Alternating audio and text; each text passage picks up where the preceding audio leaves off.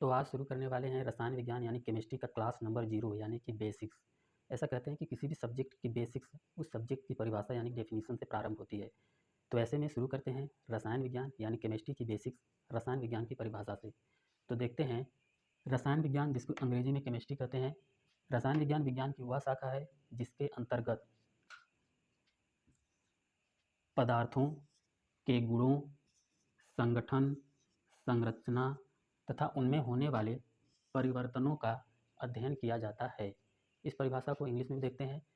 Chemistry is the branch of science that studies the properties, composition, structure of substances and the changes they undergo.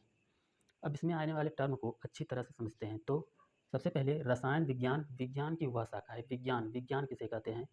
तो विज्ञान, जिसे English में science बोलते हैं, किसी वस्तु के सुव्यवस्थित, सुसंगठित, क्रमबद्ध ज्ञान को विज्ञान कहते हैं।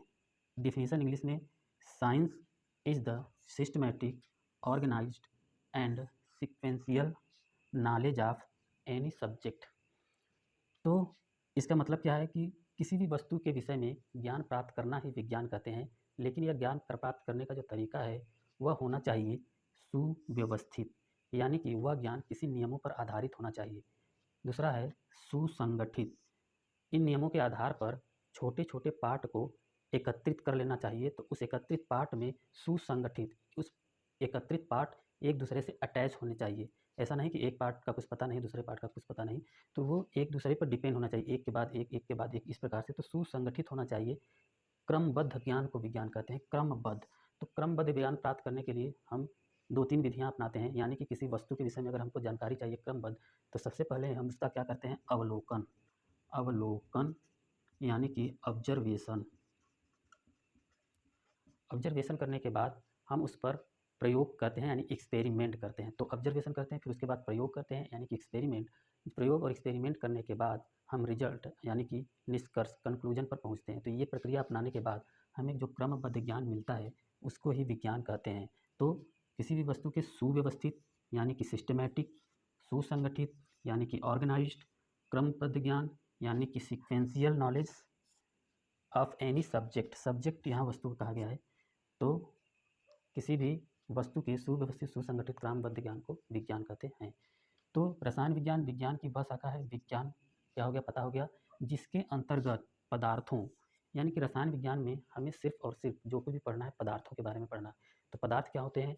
पदार्थ वो होते हैं जिसमें द्रव्यमान हो, जो स्थान घेरता हो, जैसा जिसे हम अपनी ज्ञान इंद्रियों द्वारा महसूस कर सकें। अगर ये तीनों कंडीशन सेटिस्फाई कोई करता है तो पदार्थ होता है। जैसे कि यह मार्कर है, यह मार्कर, इसमें यह किसी सामग्री से मिलकर बना है तो इसमें द्रव्यमान है और यह स्थान भी घेरता है और इसे अपनी ज्ञान इंद्रियों द्वारा फील भी किए जा सकते हैं। हम और आप आसपास जो भी चीज़ें दिखाई दे रही हैं वो सभी पदार्थों से मिलकर बनी हैं।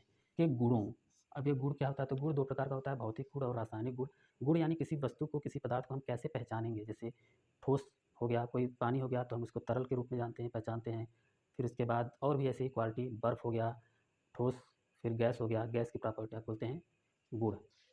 तो आगे है संगठन।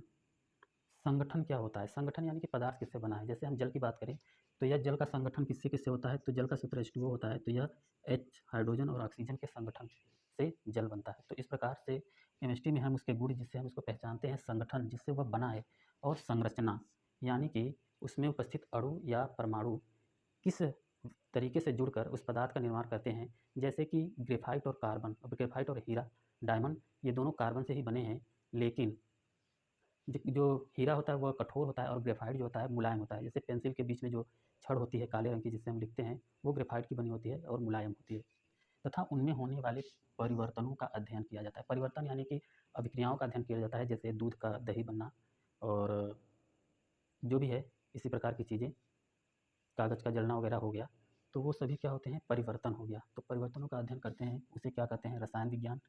अब इसमें आने वाले शब्द देखें, गुणों यानी कि प्रॉपर्टीज़, संगठन यानी कंपोजिशन, संरचना यानी स्ट्रक्चर, तथा उनमें होने वाले परिवर्तन, चेंजेस दे अंडरगो। तो इस प्रकार से रसायन विज्ञान, केमिस्ट्री और विज्ञान, साइंस दोनों की परिभाषा को हम अच्छी तरह से समझ सकते हैं। आगे नेक्स्ट क्लास में हम समझेंगे कि ये पदार्थ होते क्या हैं जिनके विषय में हम केमिस्ट्री में पढ़ते हैं। तो आज के लिए बस इतना ही, बाकी नेक्स्ट वीडियो में।